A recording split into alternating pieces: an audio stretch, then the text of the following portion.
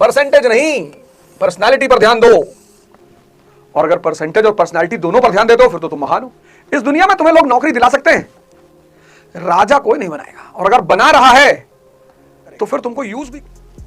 अब एक सूत्र मैं दे रहा हूं, सूत्र को याद रखना। E is equal to E, economy is equal to empire.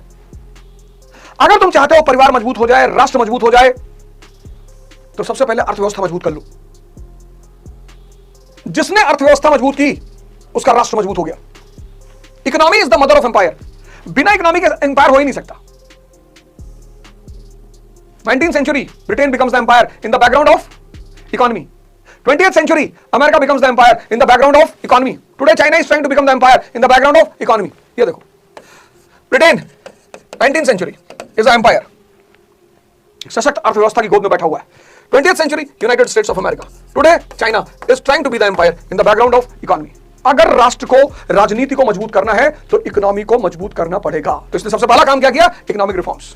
Economic reforms में इसने क्या किया? जब तक अर्थव्यवस्था मजबूत नहीं होगी तब तक राजनीति और राष्ट्र मजबूत नहीं हो सकता।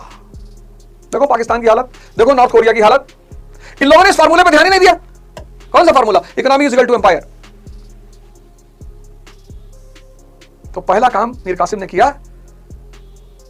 आर्थिक सुधार, क्योंकि अर्थव्यवस्था अगर मजबूत हो जाएगी तो राज्य अपने आप मजबूत हो जाएगा, राजनीति अपने आप मजबूत हो जाएगी। यह पहला काम किया उसने। कुत्ता दो ही कंडीशन में भौंकता है, या तो कुत्ता पागल हो गया है और या फिर कुत्ते का मालिक पीछे खड़ा है।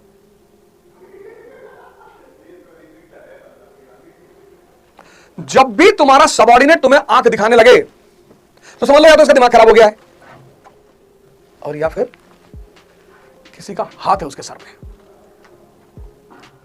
अब ईरान के पास अगर न्यूक्लियर बम हो जाएगा, ईरान ताकतवर हो जाएगा, और ताकतवर आदमी को तुम एक्सप्लॉइट नहीं कर सकते। एक्सप्लॉइटेशन सिर्फ वीक आदमी का हो सकता है, ताकतवर आदमी को तुम एक्सप्लॉइट नहीं कर सकते।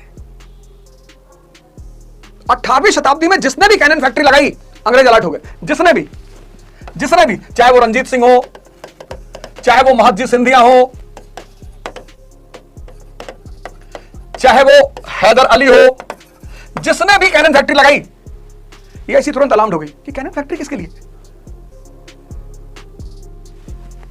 लेकिन मैंने सोचा मॉडर्न इंडिया तुम लोग को यूट्यूब पे ही पढ़ाएंगे, जिसकी क्षमता हो वो पढ़ना सीख ले।